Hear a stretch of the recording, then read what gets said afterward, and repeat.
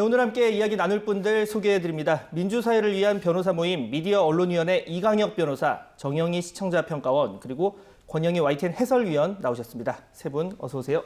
안녕하세요. 네, 오늘도 이 YTN 보도에 대한 세 분의 분석과 해설 들어볼 텐데요.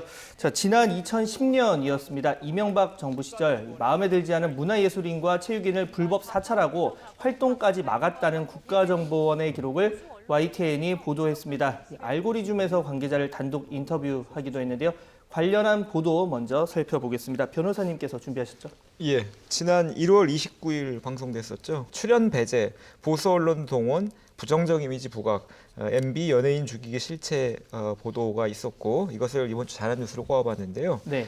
이번 보도는 시민단체 내 나라 내 파일 시민행동이 법원 판결에 근거해서 최근 국정원으로부터 입수한 2010년 이명박 정부 당시 국정원 작성 문건들의 내용을 전했는데요. 국가 권력 특히 정보 기관에 의해서 법적 근거 없이 은밀하게 행해지는 시민 사찰은 매우 심각한 범죄 행위라 할 수 있는데요. 네. 이번 보도는 이런 범죄 행위가 정권의 일각 한 구석이 아니라 그 핵심부를 중심으로 자행됐었다는 사실을 생생히 확인시켜서 정보기관 개혁과 시민들의 국가 권력 감시 통제 강화가 얼마나 중요한 과제인지를 새삼 일깨워줬습니다. 사실 해당 문건은 YTN 보도에 앞서서 1월 21일 경기신문에 의해 기사화 됐었는데요.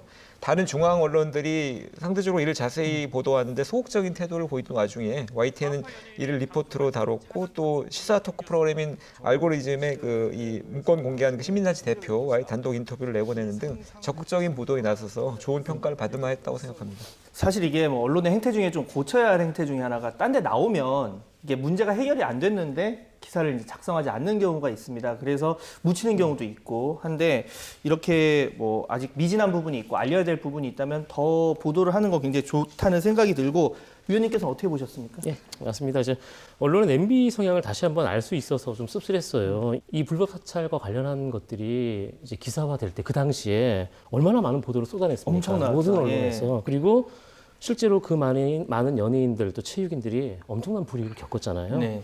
사실 그렇게 보면 언론도 불법 사찰을 자행한 국가정보원과 어느 정도 공범이라고 할 수 있을 겁니다.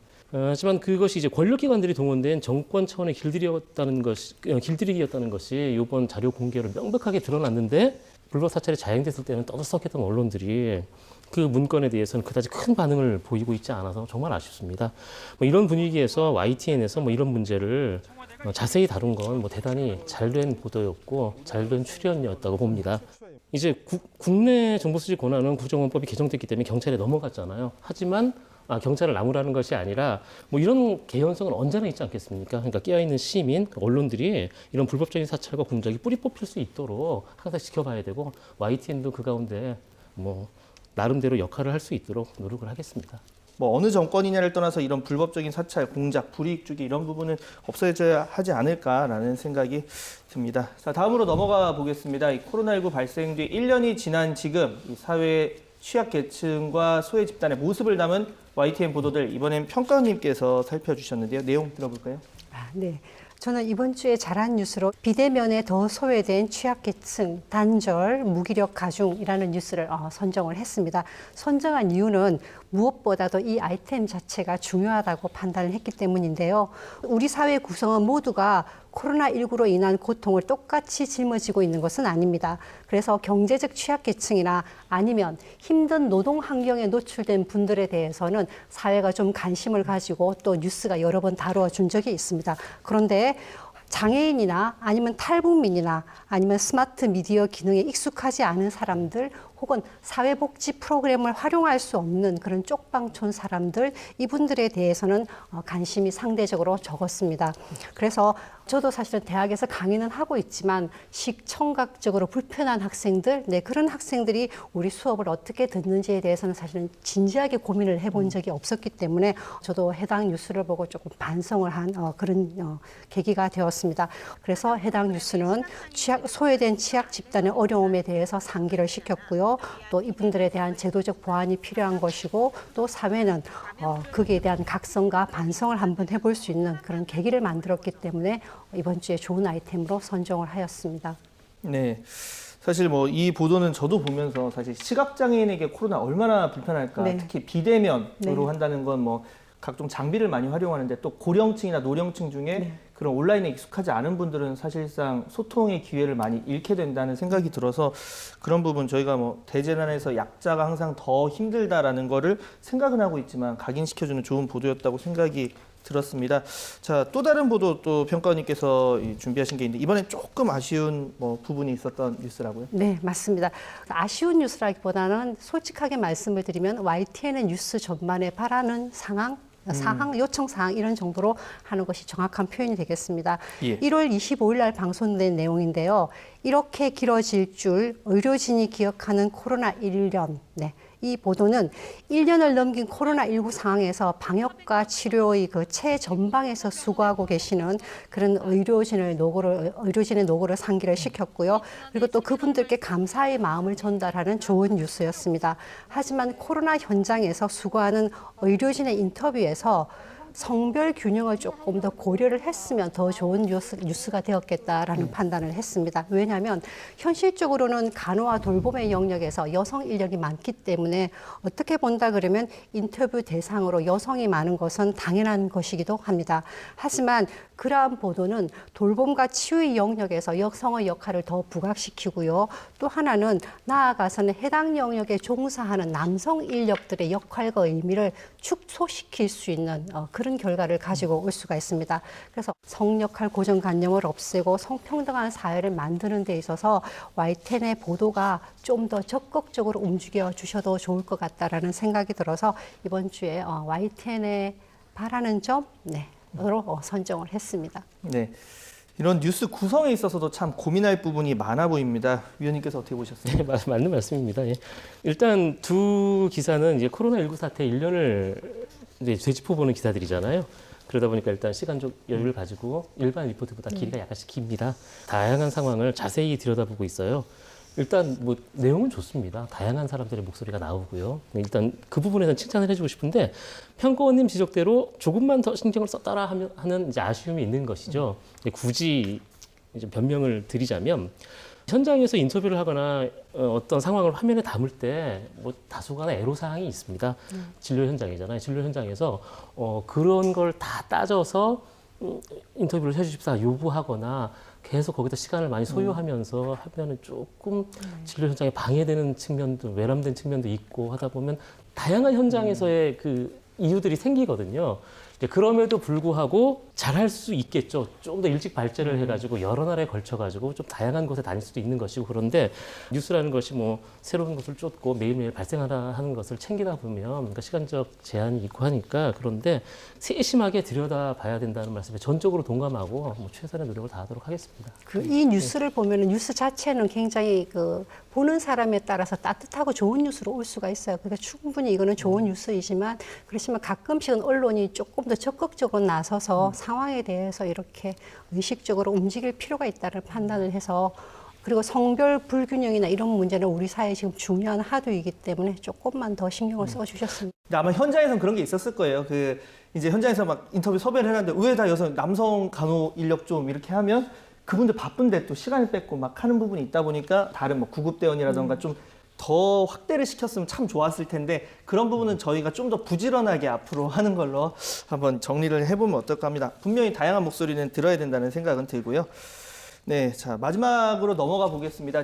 이재용 삼성전자 부회장의 장기간 공백이 불가피해졌습니다. 관련해서 우리 경제의 부정적 타격을 YTN이 다뤄봤는데요. 이번엔 변호사님께서 살펴주신 내용 들어보겠습니다. 예, 지난 1월 26일 방송된 이재용 총수 공백 장기와 대규모 투자 결단 불확실 보도입니다. 이번 보도는 그 삼성전자 총수 이재용 부회장이 국정농단 뇌물 사건 판결 확정으로 내년 7월까지 수감 생활을 하게 되면서 그 연당과 정보 파악이 크게 제한을 받을 수밖에 없는 옥중 경영이 장기간 이루어지게 되었고 그로 인해서 그 미국 반도체 공장 투자 여부라든가 이런 그 주요 경영 결단이 내려질 수 있을지 불확실한 상황에 직면하게 됐다라고 전했는데요. 좀 큰 맥락에서 봤을 때 구체적인 대안 모색이나 그 평가는 빠뜨린 채 이 부회장의 옥중 경영 어려움 또 그 불안감만을 강조하는 바람에 그 빨리 이 부회장이 가석방되기를 바라는 그 현 삼성경영진의 입장을 은근히 대변하고 그 분위기를 잡아주는 군불대기식 보도가 아니냐라는 지적에서 완전히 자유롭기는 어려울 것 같습니다. 그래서 저는 오히려 이번 기회에 YTN이 그 기존 그 다른 많은 언론들의 태도와는 좀 차별화를 해서 뭐 예를 들면 이 부회장이 옥중 경영하는 것 자체가 법적으로 허용될 수 있는가 하는 그런 문제라든가 또 다른 또 근본적 문제로 삼성전자의 꼭 그 전문 경영 체제가 아니라 오너 경영 체제를 지속할 수밖에 없는가 뭐라든가 이렇게 어떻게 보면 그 현 삼성 경영진이 어떻게 마파할 수도 있는 그 추구하는 방향에 대한 또 근본적인 정당성을 점검하는 그런 보도를 한번 오히려 기획해서 내보내면 상당히 의미가 있지 않을까 감히 주문드리고 싶습니다. 이번에 평가원님 의견 한번 들어볼 텐데 어떻게 보셨습니까? 네, 사실은 저도 해당 뉴스를 보고 변호사님의 의견에 동의를 하는데요. 이거는 YTN뿐만 아니라 한국의 언론들이 삼성의 오너 관련 뉴스에 대해서 관행적으로 가지고 있는 그런 관점이고 시선이기도 한데요. 이러한 언론의 태도는 대기업의 불법에 좀 간대하고 그리고 또한 경제적 역할을 강조하면서 관계기관이나 아니면 국민의 감정에 읍소하는 아니면 어떤 고려를 바라는 이런 분위기를 만들 수가 있고요. 경우에 따라서는 사회 경제적으로 악영향을 미칠 수 있다는 그런 약간 두려움을 심어주는 그런 방식의 보도이기 때문에 이것은 좀 지양되어야 될 보도인 것 같고요. 그래서 이러한 관점의 기업 입장에서의 그 사안을 바라보는 것이 아니라 좀 더 그 시선을 공동체와 사회 쪽으로 언론의 시선을 조금 이동할 필요가 있다라는 그런 생각이 들게 하는 뉴스였습니다. 네. 사실 뭐 이렇게 이제 보도가 되게 되면 많은 분들이 광고 때문에 뭐 이렇게 눈치 보나 이런 생각을 갖게 되고 그러면 또 이 해당 언론사의 신뢰성에도 영향을 미칠 수 있으니까 이런 부분 참 조심해야 할 부분인데 자, 해설위원님 어떻게 평가를 하시겠습니까? 두 분 지적에 저 전적으로 동감합니다. 이제 기사를 보면 일단 내용은 틀린 게 하나도 없습니다. 구구절절히 다 맞는 내용이거든요. 문제는 삼성의 입장만 기사화됐다는 게 문제입니다. 저는 이 기사 보는 순간 지적 나올 거라고 생각했습니다. 박광진의 것도 마찬가지일 거예요. 아니나 다를까 뭐 정확하게 지적을 해주셨는데요.